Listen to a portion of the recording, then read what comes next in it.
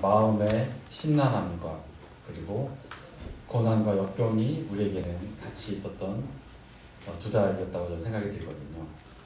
두 달 동안의 삶이 어떠하셨을까요, 성도님들께서는? 얼마 전 수요 집회 때 우리 새신랑 윤필주 형제님이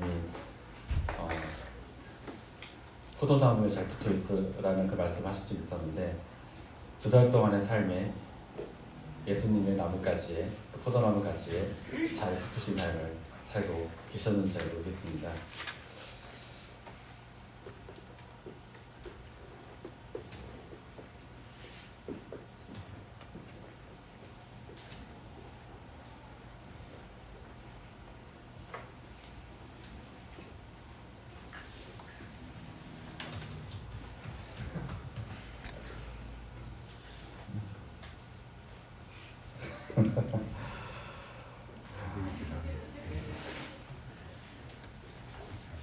작동을 하지 않다. 굉장히 난감한 상황에 발생했는데 이 노트북이 10년이 넘었거든요. 이제 그러다 보니 사실 이게 이 PPT 자체가 원래 돌아가지를 않을 정도로 굉장히 구형이었어요. 근데 이거를 이제 업데이트 하려면 몇만 원의 비용을 내서 업데이트를 하라고 하더라고요. 근데 제가 이거를 그 돈을 아끼려고 유튜브를 보고 제 나름대로 이제 최신 버전으로 업데이트를 해서 했더니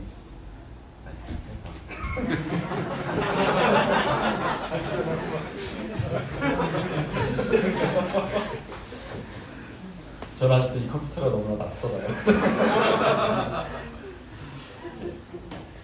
그래도 제가 이걸 중국의 알리익스프레스에서 그 배터리를 주문받아서 제가 갈았거든요. 이 파잔이라고 하는 말 혹시 들어본 적 있으신가요? 이 파잔은 코끼리의 성인식이라고 하는 용어로 사용되는 건데요. 동남아에 가면은 이렇게 코끼리들이 관광객이 싫어하는 그런 모습들을 언론 매체를 통해서 많이 보셨을 것 같습니다. 그래서 어린 상태의 코끼리를 잡아다가 사지를 저렇게 묶고 몇 날 며칠을 굶기면서 몽둥이질을 하는 것이 이제 파잔입니다. 왜 이렇게 행위를 하냐 하면 코끼리가 자기의 힘으로 무언가를 하는 것을 포기할 때까지 길들이는 방식이거든요. 이걸 보면서 지금 이 4차 산업혁명이라고 불려지는 이 시대, 뭔가 통제되고 억제되고 개인화가 심화되고 있는 지금 우리의 삶의 모습들, 눈에 보이는 밧줄, 우리를 당장 어떻게 괴롭히는 몽둥이가 없다 할지라도 우리가 점차 이러한 묶임 속에 살아가고 있는 것은 아닌지를 돌이켜보게 됩니다. 우리나라의 유튜브 계정 한 몇 개 정도 되는지 알고 계시나요? 얼마 전에 언론 보도에 보면 인구 529명당 한 개의 계정이 있다고 합니다. 굉장히 많은 유튜브 계정이고요. 실질적으로 보면 유튜브를 안 보는 사람이 거의 없을 정도로 많은 사람들이 심취돼 있죠. 하지만 그리고 사실 우리 이렇게 지금 이 시간에도 우리 유튜브를 이용해서 교회에 나오지 못하시는 분들이 또 가정에서 또 처한 곳에서 예배를 드리고 말씀을 듣고 있습니다. 좋은 기능도 가지고 있지만 굉장히 안 좋은 기능도 많이 가지고 있죠. 정보들이 너무나도 넘쳐나고 이 정보를 주장하는 사람들이 소위 전문가라고 하는 사람들조차도 그 정보의 진위조차 의심할 정도의 왜곡되고 잘못된 정보들이 너무나도 많습니다. 우리는 이러한 잘못된 정보들의 홍수 속에 빠져 있는 거죠. 그 첩보 영화나 이런 영화를 보면 그 종이 클립 딱 2개로 순식간에 잠수를 따는 거 보셨죠? 저도 이제 거기에 대한 로망이 좀 있어서 유튜브를 보면서 열쇠를 따보려고 그 클립 2개로 하루 종일 이렇게 애쓴 적이 있어요. 너무나도 한심한 저의 모습이었던 거죠. 제가 닦았습니까? 안 따지더라고요. 근데 재미난 건 책상 서랍에 있는 열쇠는 따지더라고요.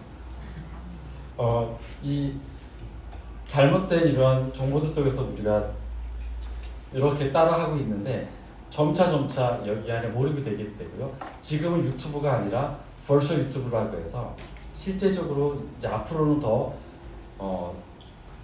많이 이제 활성화 될 것으로 예상되는 그런 타입의 유튜브가 지금 스탠바이를 하고 있는 거죠. 그 V유튜브라고 하는 것은 뭐냐면 실제가 아니고 가상으로 인한 유튜브의 의미를 하는 겁니다. 그리고 실제로 그 가상으로 만들어진 모델이 한 해에 뭐 130억이 넘는 큰 수익을 지금 올리고 있는 실정이기도 하고요. 과연 이러한 삶 속에서 우리는 어떻게 살아가야 될까요? 아까 말씀드린 것처럼 올해 초에 이 강단에서 증거되는 말씀처럼 다시 처음으로 우리는 돌아가야 될 것입니다. 그리고 오늘 하나님의 은혜에 대해서 이야기를 하려고 하는데요. 이 은혜라고 하는 것이 무엇일까? 저는 제 자신에게 질문을 던져봤거든요. 심증하는데 물증이 없는 그런 마음처럼 은혜라는 것이 어떻다는 것을 대충은 알겠는데 제가 그거를 제대로 설명을 해내지 못하는 제 모습을 보게 됐습니다. 그래서 오늘 현동님과 함께 이 은혜에 대해서 함께 나누는 시간을 갖기를 원합니다. 근데 이제 시작하기 전에 조금 긴장을 푸는 걸로 이제 그림을 좀 가져왔거든요. 이게 누구 그림인지 아십니까? 예, 잘 알고 계시죠. 저는 잘 모르고 있는데요. 우리 자매는 이 그림을 굉장히 좋아합니다. 이 그림을 한데 뭐하는 이유가 있는데 이 그림에 대충 보여지는 형상이 어떻게 느껴지시나요? 그 컬러가 노란색, 파란색이 좀 들어지고요. 물체가 좀 흐릿하게 되는 거죠. 저는 이제 이거를 보고서 이제 말씀을 드리고자 하는 거는 뭐냐면 이제 이런 그림을 통해서 고우가 앓고 있던 질환을 이제 보게 되는 거거든요. 고우는 정신병을 앓고 있었다고 합니다. 그리고 그 당시에 이 정신병을 위해서 사용했던 그 식물이 있었는데요. 이것이 이제 디기탈리스라고 하는 이 식물이고요. 이 식물은 디기톡신이라고 하는 독성을 가진 식물로 알려져 있어요. 이 잎사귀가. 근데 여기에서 그 디고시라고 하는 성분이 지금도 부정맥에 그 사용하는 치료제로 쓰이고 있는데요. 이 디고신의 용량이 조금이라도 과하게 되면 황시증이라고 하는 현상이 나타나고 이런 것들은 종종 보고가 되고 있습니다.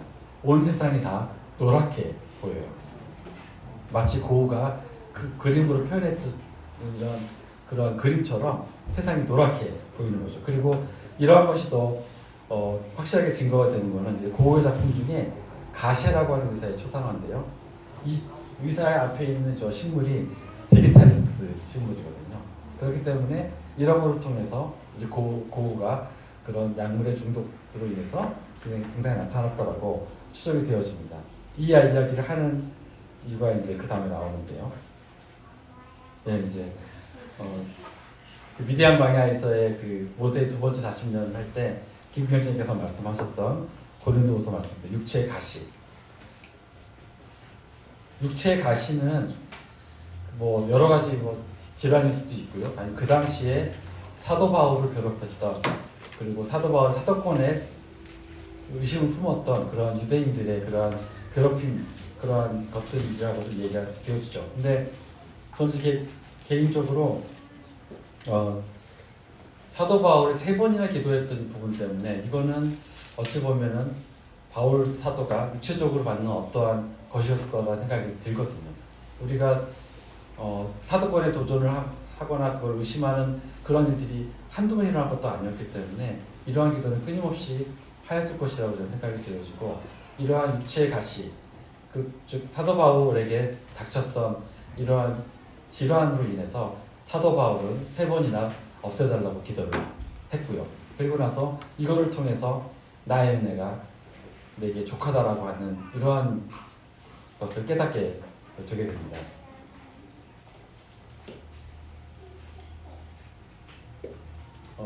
이거 아름답죠?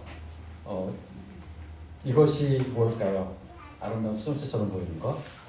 우리 몸 안에서 질병을 유발하는 요산입니다.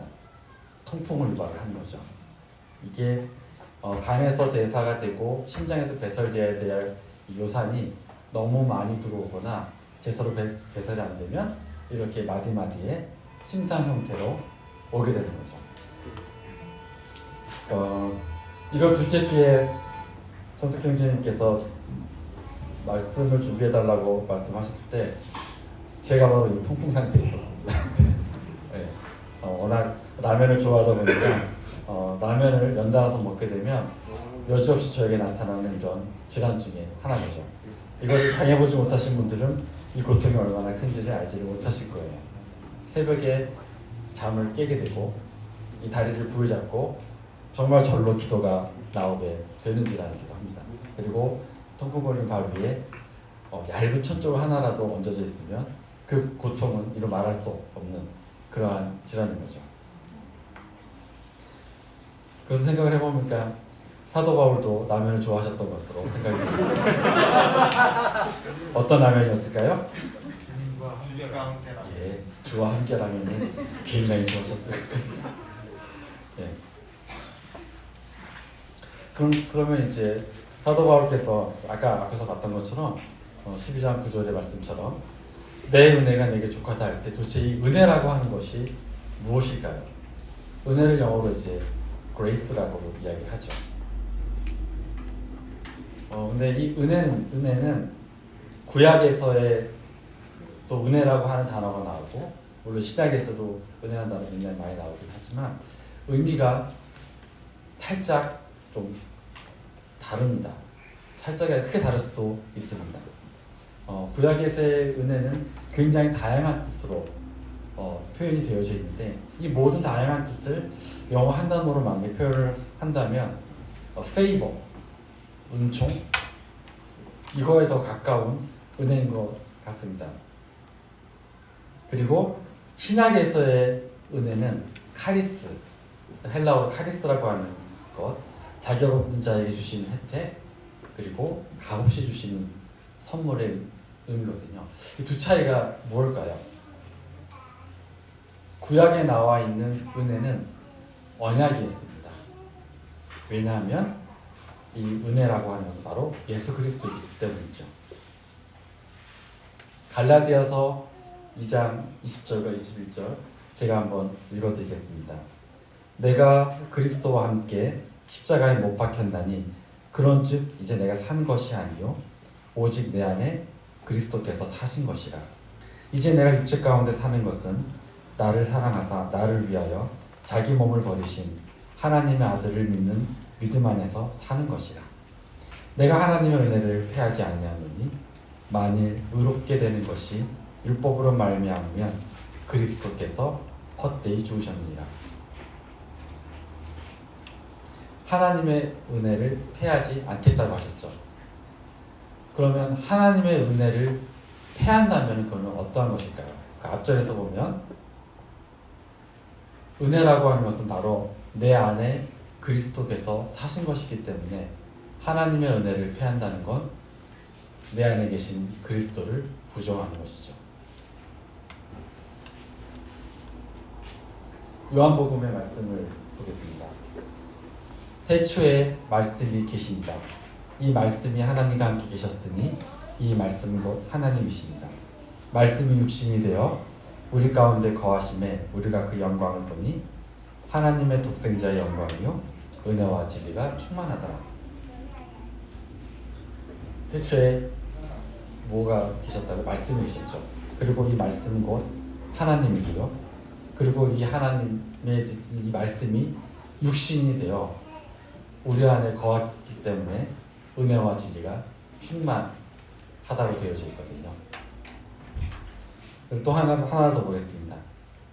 요한복음 2장 17절에 율법은 모세로 말미암아 주신 것이요 은혜와 진리는 예수 그리스도로 말미암아 온 것이라. 뭐라고 되어 있냐면 은혜와 진리는 예수 그리스도로 말미암아 왔다고 되어져 있습니다. 그러면 구약의 은혜는 아직 오지 않은 거죠. 제가 말씀드린 이 은혜라고 하는 건 바로 예수 그리스도. 어떤 자에게도 차별 없이 주어지는 이 은혜라고 하는 것은 바로 예수 그리스도. 바로 이것을 의미하게 되며 이 예수 그리스도가 바로 내 안에 거하시는 것이 바로 은혜입니다. 영어 성경에는 이 내 안에 거하신다는 걸 드웰톤이라고 되어져 있고, 또 다른 성경에는 태버나클이라고도 되어져 있습니다. 태버나클이 뭘까요? 장막이잖아요.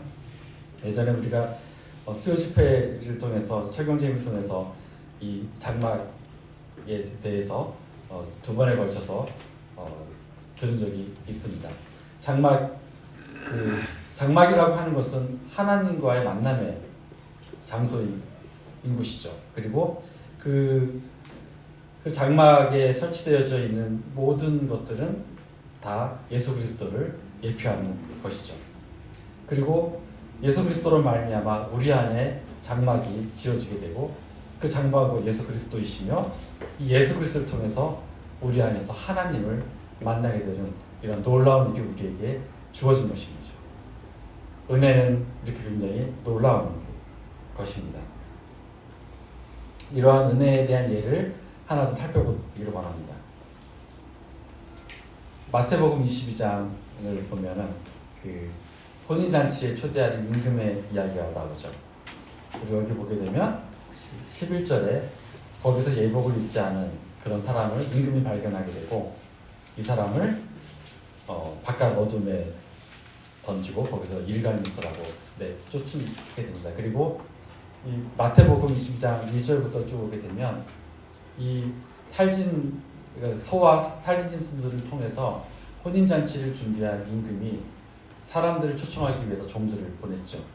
근데 그 중에서는 자기 밭에 일을 하러 가거나 자기 상업처럼 가거나 심지어는 그 종들을 능욕하고 죽이기까지 하게 되는 일이 벌어졌습니다. 그리고 그 임금은 그 마을을 불사로 진멸을 하게 되죠. 그리고 종들에게 사거리 길에 나가서 아무나 초청을 해서 데리고 오라라고 하게 됩니다. 이 예복이 무엇일까요? 이 사람은 왜 예복을 입지 않아서 쫓겨났을까요? 자기 집에서 예복을 준비하지 않아서 쫓겨났을까요? 이 사람이 누구라 그랬죠? 사거리 길에서 악한 자나 선한 자나 상관없이 초청해서 불려들어온 사람이었습니다. 예복을 준비할 시간이 전혀 없는 사람들이었습니다. 그런데 예복을 입지 않았다고 쫓아낸 거죠. 이 예복은 뭘까요? 자신의 옷이었습니까? 결코 아닙니다. 이거는 임금이 준비한 예복인 겁니다. 하나님께서 우리를 위해 준비한 그리스도의 옷인 것입니다.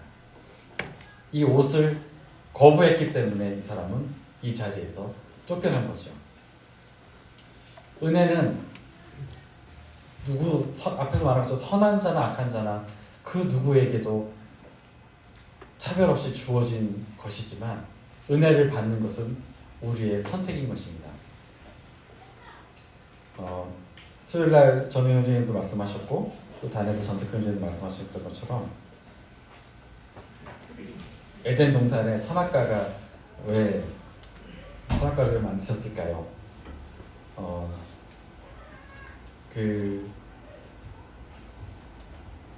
연세대학교에 명예교수로 있은 그 김영석이라고 하시는 분이 그 기자들의 그분 신학을 전공하셨던 분인데, 기자들이 그런 질문을 동일하게 그분께 했던 적이 있습니다. 왜 인간이 힘들게 이렇게 살도록 하나님께서는 동산에 선악과를 만드셨을까요? 이제 물론 하나님의 그 깊으신 뜻을 우리가 알기는 어렵습니다만, 우리의 삶과 우리의 경험과 우리의 믿음 안에서 바라보는 것에 따라서 그거를 어느 정도 가늠을 할 수는 있다고 저는 생각을 합니다. 그분의 답은 이거였죠.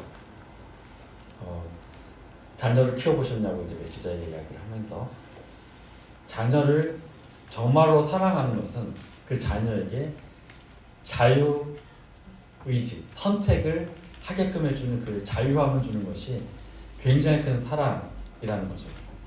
언뜻 그 말이 저한테는 다가오지 않았었는데, 생각을 해보니까 또 제가 자녀를 키우면서 자녀와의 관계 속에서 돌이켜보니까 자녀에게 선택을 주는 것만큼 어려운 일이 정말 없더라고요. 우리가 항상 가정에서 아이를 키울 때, 우리가 아니라 제 자신이 항상 키울 때 하지 마라 항상 입에 달고 다니거든요. 이거 하지 마, 저거 하지 마, 이리 와, 저리 와, 정신없이 만드는 거죠, 아이들을 통해서. 그러면서 아이에게 그거를 온전히 맡기지를 못합니다. 저는 그러면서 에덴 동산에다가 선악과를 만드시고 나서 하나님의 마음을 생각해 보게 됐거든요. 하나님이 선악과를 보고 아담과 하와 속에서 일어났던 그 마음을 모르셨을까요? 뱀을 사단이 뱀의 형체로 그러한 관계를 부리는 것을 하나님께서 모르셨을까요? 저는 아셨을 것이라고 생각이 들거든요. 그리고 하나님께서는 완전한 선택의 자유를 주셨기 때문에 아담과 하와가 그 선택을 하지 않도록 간절한 마음이 있을 거라는 생각이 들었습니다. 이것이 사랑이거든요. 내가 무엇을 행하고 내가 내 주관과 의지대로 하는 것이 사랑이 아니라 믿고 맡기고 그리고 그거를 통해서 다시 돌아오도록 바라는 마음, 이것이 사랑이고 이러한 사랑의 결과가 바로 하나님의 은혜라는 것을 저는 깨닫게 되었습니다. 그리고 하나님의 이러한 은혜는 굉장히 구체적이고 자세한 계획 안에 진행이 되고 있다는 것을 함께 같이 살펴보도록 하시겠습니다. 이제 창세기에 나와 있는 요셉을 통한 이제 하나님의 계획을 이제 보기를 원하는데요. 아시는 것처럼 야곱은 노년에 요셉을 얻죠. 그리고 늦게 얻은 자식이다 보니까 다른 형제들보다 더 사랑을 하게 되고 채색옷도 입히고 특별한 사랑을 하게 돼서 형제들에게 또한 미움도 사게 됩니다. 그리고 꿈을 꾸게 되죠. 요셉이 두 번의 꿈을 꾸면서 형제들이 완전히 요셉에 대해서 악한 그런 감정을 갖는 사건이 발생을 하게 되죠.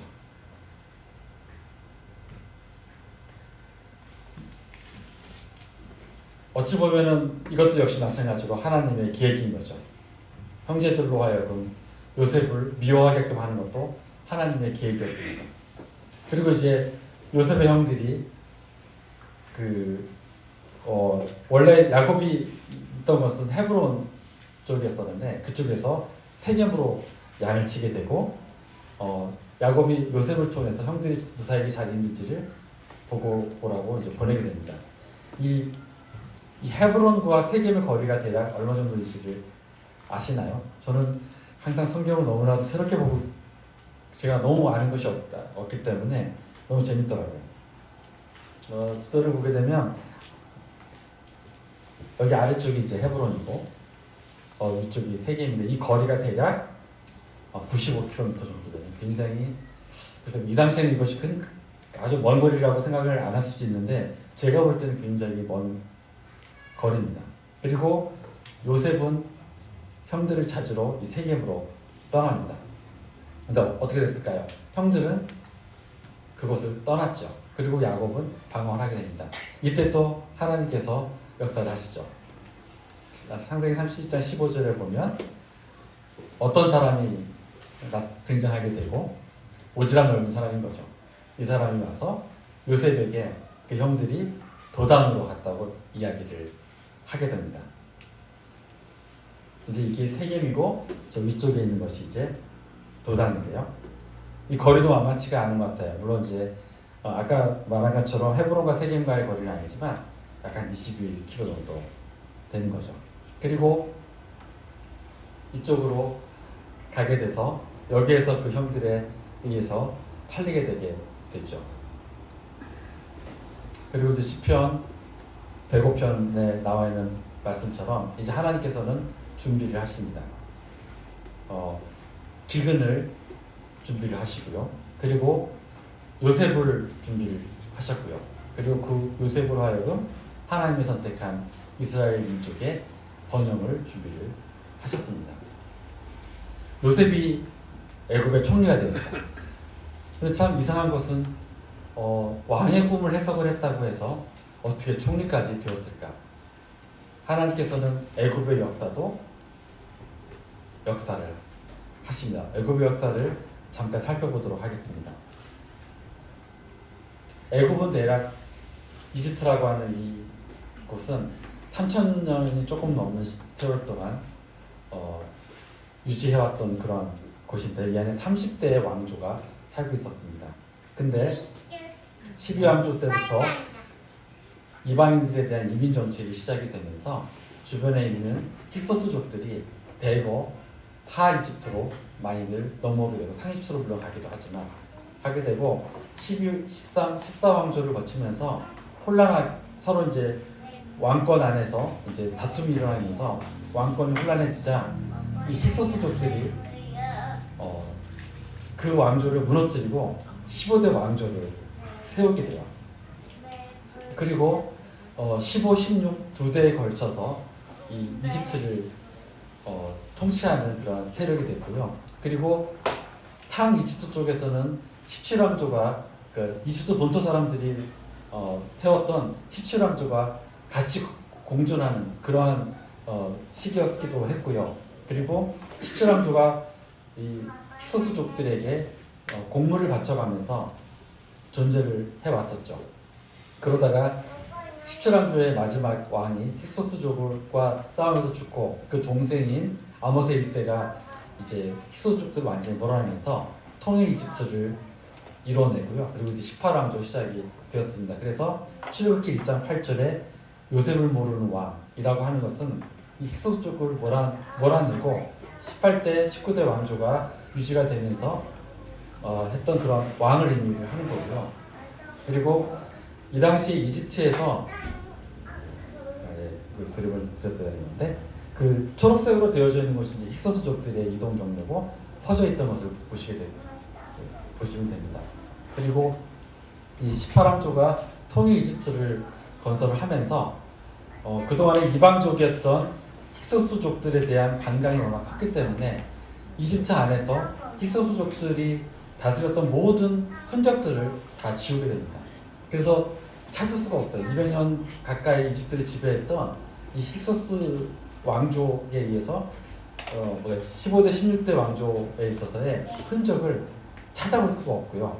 그리고 이 히소스 쪽에 도움을 주었던 이스라엘 민족의 자치 역시도 지워버렸던 것 같아요. 왜냐하면 역사가 거의 이쪽에서는 거의 발견되지 않았기 때문에 그렇거든요.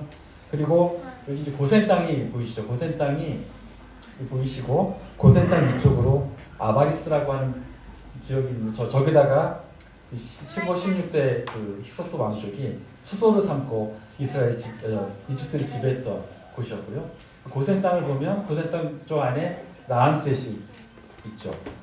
그리고 18대 19대 왕조가 이 라암셋에 국고성을 지으면서 이 고센 땅에서 거주하고 있던 이스라엘 민족들의 노동과 그런 탄압과 이런 것들을 착취하고 했었던 일이 여기서 벌어지게 됩니다.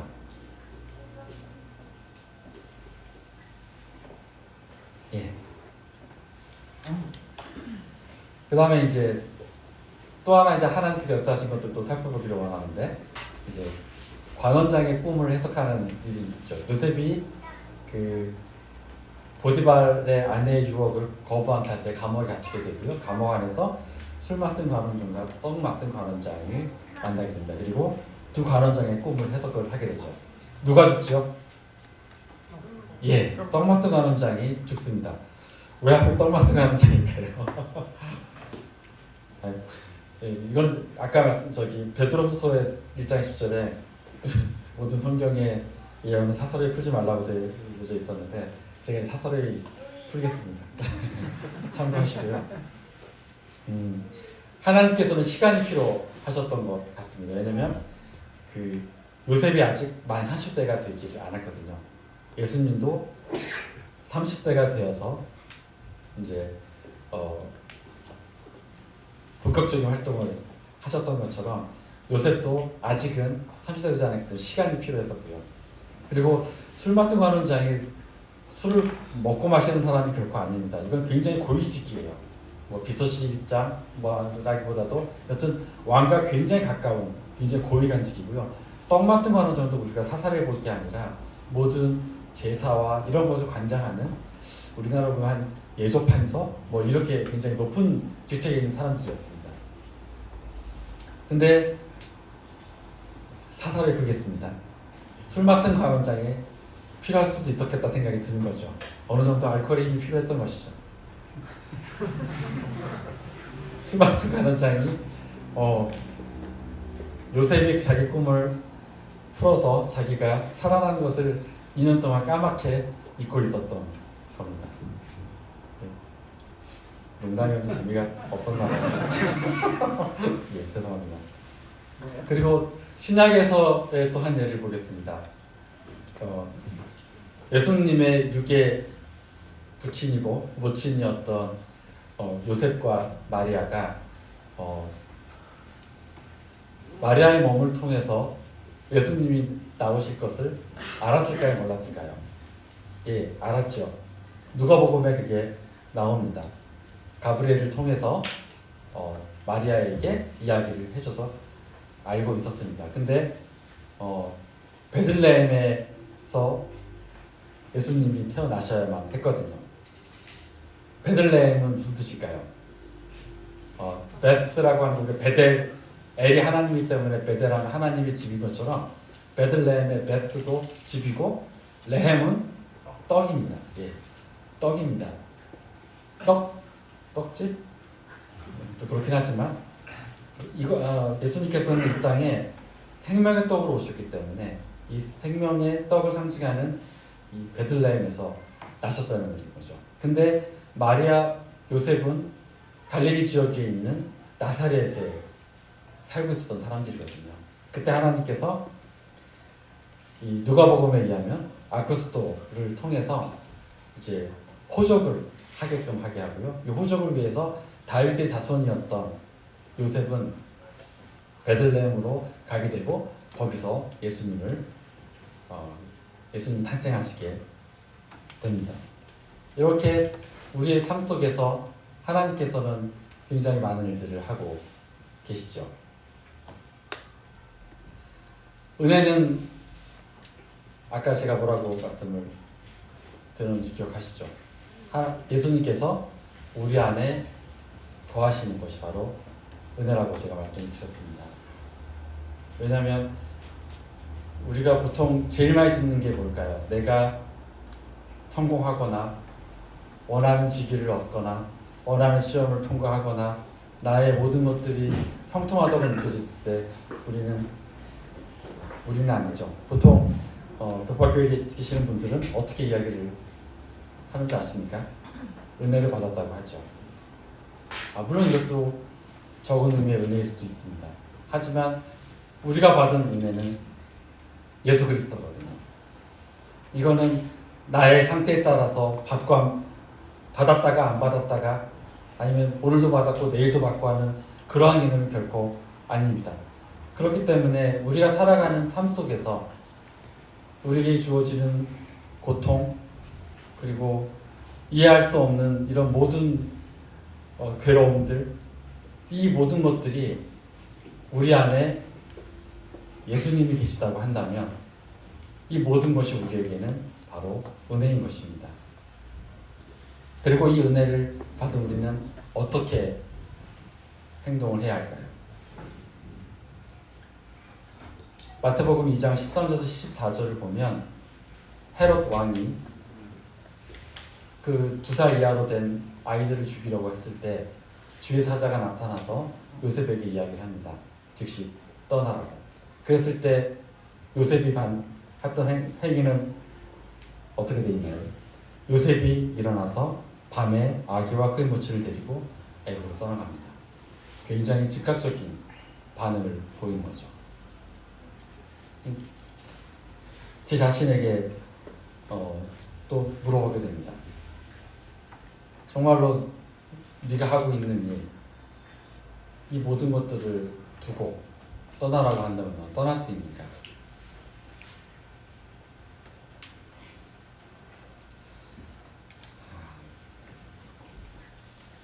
제 안에 계시는 그리스도의 그 음성에 좀 더 기울이는 삶을 살아야겠다는 생각을 했습니다.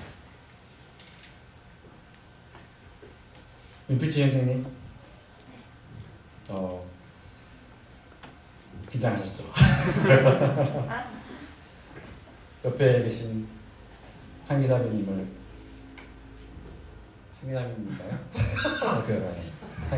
한 기자님을 사랑하십니까? 네. 그렇죠.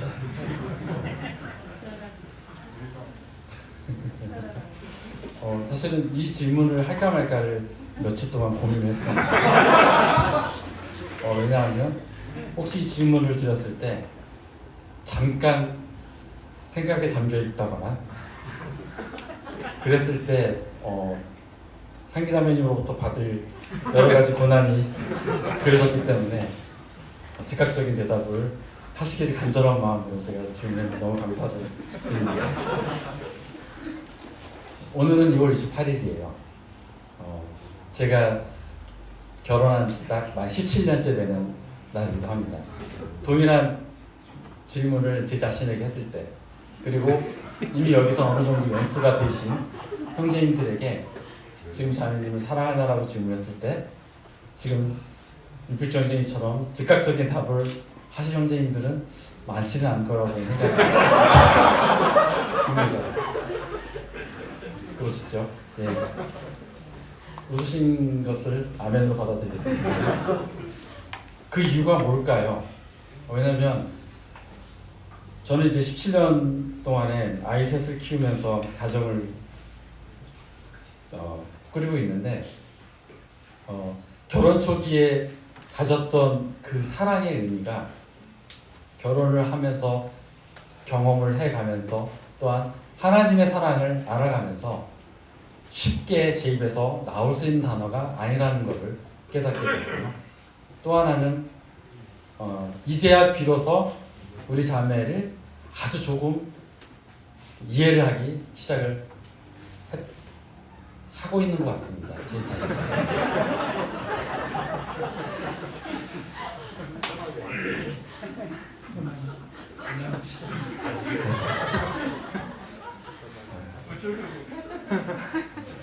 아니 이건 정말 그런 것 같아요. 왜냐하면 내일 아침 반찬이 달라진 한이 있더라고.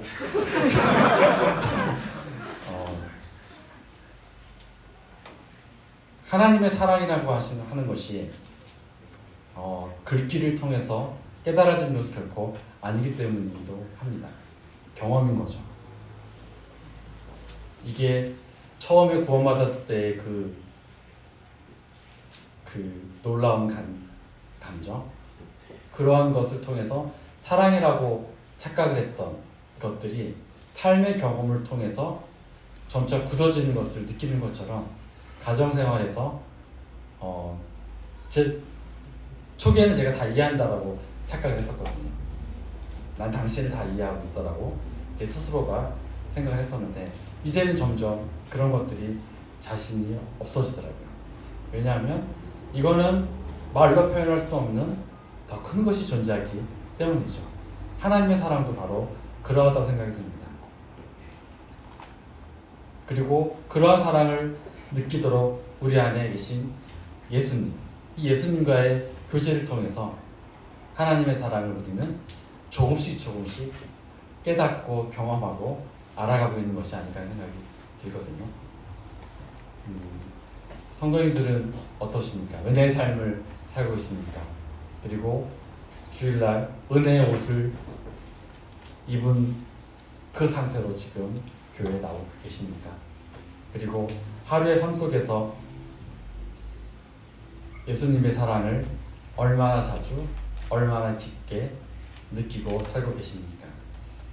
한 번은 돌아봐야 될 필요가 있다고 저는 생각이 듭니다. 굉장히 바쁘고 힘들고 어려워져 가고 있는 우리 삶 가운데 정말 우리는 무엇을 위해서 달려가고 있는지를 돌이켜봐야 할 때가 된 것 같습니다. 은혜의 삶은 매일 감사하는 삶이 되어야 되고요. 말씀을 가까이 하는 삶이 되어야 되고요. 기도하는 삶이 되어야 되고요. 예배자의 삶이 되어야 되는 것입니다. 주일날 어떠한 마음으로 교회에 나오십니까? 예배에 참여하는 형제님들은 어떠한 마음이며 같이 동참하시는 자매님들의 마음은 또한 어떠하십니까?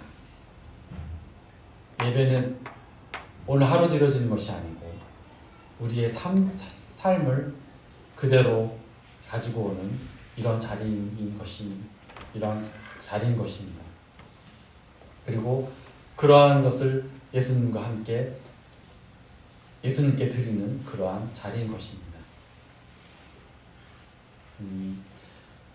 네, 그래서 12시가 되었는데 살짝만 더 이야기를 하고 마치 말을 끝마치도록 하겠습니다. 제가 이제 일을 하죠.